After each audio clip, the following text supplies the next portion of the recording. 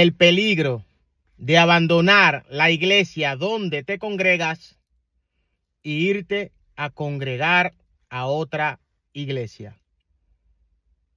Escucha este tremendo mensaje. Escúchalo hasta el final, porque puede edificar tu vida. Que Dios te bendiga.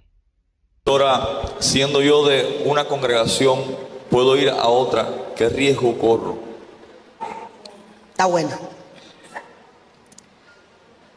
Voy a usar para empezar una frase de mi esposo. Él dice: la oveja gorda no brinca la cerca.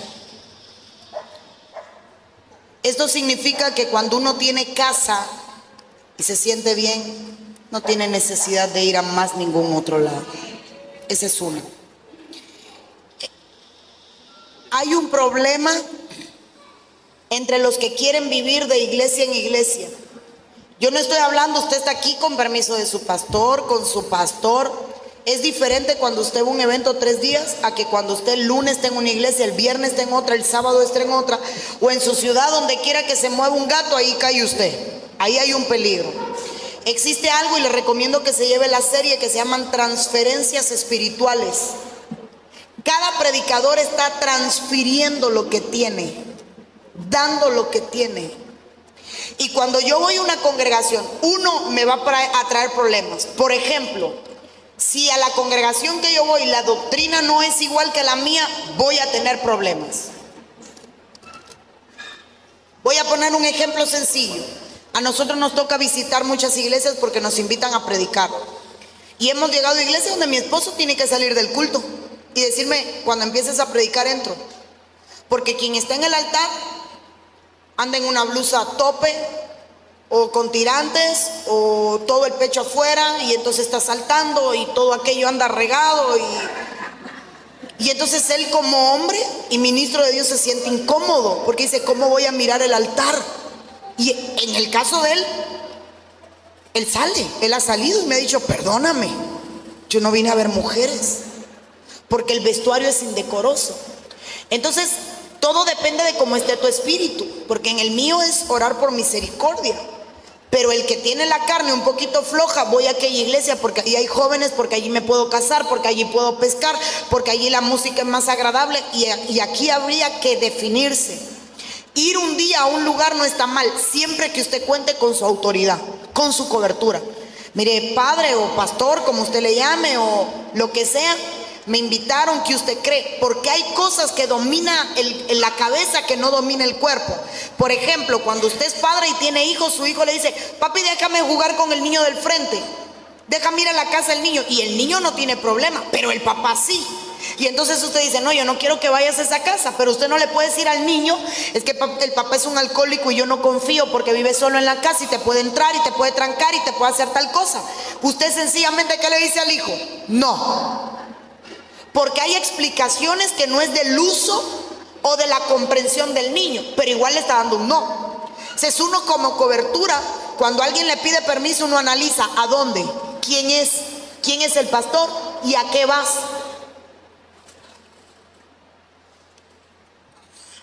Entre paréntesis, si a mí me pidieron permiso: pastora, ¿puedo ir a un concierto? ¿De qué? Me reservo el nombre del grupo y demás. Le senté y le dije: ¿va a haber prédica? No, es solo un concierto que no sé qué. Por eso te digo que no vayas. Pero pastora, un joven, te voy a explicar el por qué. Vas a gritar, vas a sudar, vas a chillar, pero no vas a ser ministrado ni enseñado. Vas a alimentarle el ego a los 3 cantanticos que están ahí. La alabanza nunca salvó a nadie en la Biblia. De hecho, Jesús liberó, sanó y nunca tuvo una buena alabanza. No tuvo ninguna. Es más, Saúl tenía a David, Jesús no tenía a nadie. No me imagino a Pedro cantando.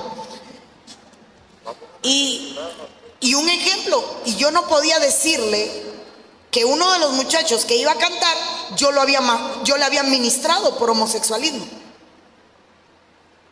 Yo no podía decirlo porque había pasado en mi oficina. Y una administración se queda en oficina. Pero ¿y cómo yo le decía? Te va a ministrar un homosexual. A ver ver si me entiende. Si es que me tocó, no. Pero no, el padre sabe por qué dice no, aunque el hijo no comprenda. Es que mira que voy a tal lado, un pastor, no vayas. ¿Por qué? Porque el que va a predicar tiene problemas este y este problema, y te vas a meter en problema. Cuando vean que tú estás ahí, te vas a marcar. Entonces sí hay riesgos con ir a otra iglesia, sí hay riesgo cuando vamos escondidos, sí hay riesgos cuando no se comparte la misma genética, sí hay riesgos cuando no es la misma doctrina. Ahora usted va a una iglesia y le enseñan que los ángeles no tienen alas, o que tienen alas. No, que no tienen alas. Y usted aprendió que los ángeles no tienen alas, y usted llega el domingo a su iglesia y el pastor se para en el altar y dice: porque Dios me mostró un ángel al lado. Y usted se sienta al que está de lado. Los ángeles no tienen alas. Después le voy a pasar 3 versículos, porque su alma quiere demostrar que usted tiene, pero sin darse cuenta está dividiendo la iglesia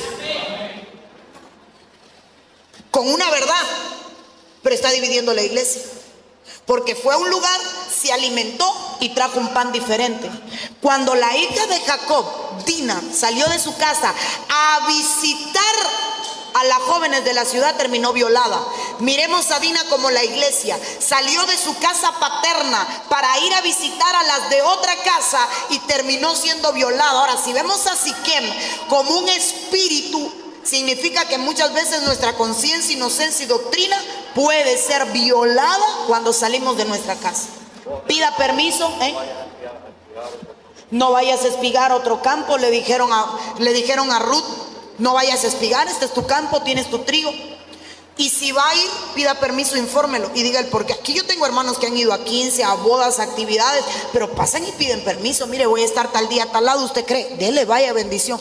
Pero el día que toque pedir permiso a un lugar que nosotros entendamos que no pueden ir por X o Y motivo, se lo decimos: no.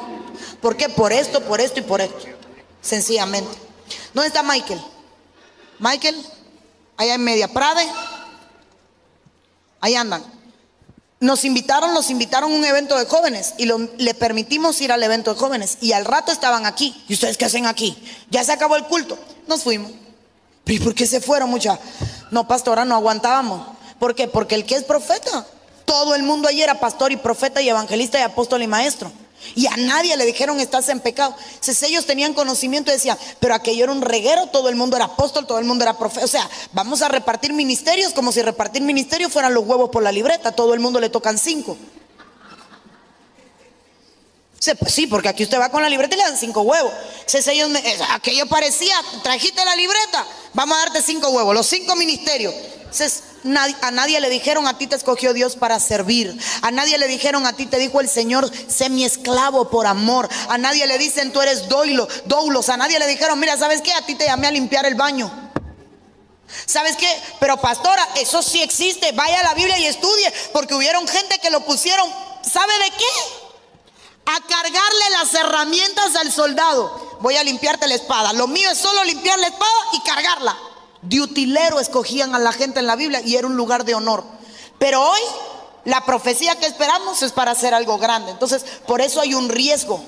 A dónde vamos, qué nos ministran, qué nos dicen y qué traemos. Es un riesgo. Alguien fue a una iglesia y le dijeron: así dice el Señor, tú vas a ser un super gran, inmenso evangelista. Ha llegado el tiempo, ha llegado tu tiempo. Y cuando viene y me lo comenta, le digo: ¿y no le dijiste quién realmente tú eres? ¿Y no le dijiste cuál es tu condición? ¿Y no le dijiste: ay, pastora, pero date cuenta que la palabra no te sirve? Llegó tu tiempo. ¿A dónde vas a ir a predicar ahora si ni en tu casa tienes para predicar porque no tienes testimonio? A otro vinieron y ¿se acuerdan aquel que vino? Tú eres un hombre de montaña. Y dormía a la mañana y no se podía levantar para un ayuno. Y eres un hombre de montaña y nos vamos. Y era porque el pastor andaba cazando gente. Entonces sí hay un peligro. Sí hay un peligro. Para no hablar de las administraciones, para no hablar de las transferencias, para no hablar de los engaños, para no hablar de la seducción, porque hay iglesias que seducen a la gente para que se quede. Y usted llega nuevo y lo están cazando en la puerta, tipo: quédate, porque ¿y dónde tú eres?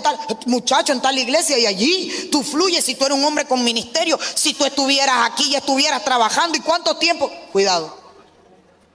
Allí te tienen frenado, te tienen el pie puesto arriba. Se lo sacan del lugar donde Dios lo quiere.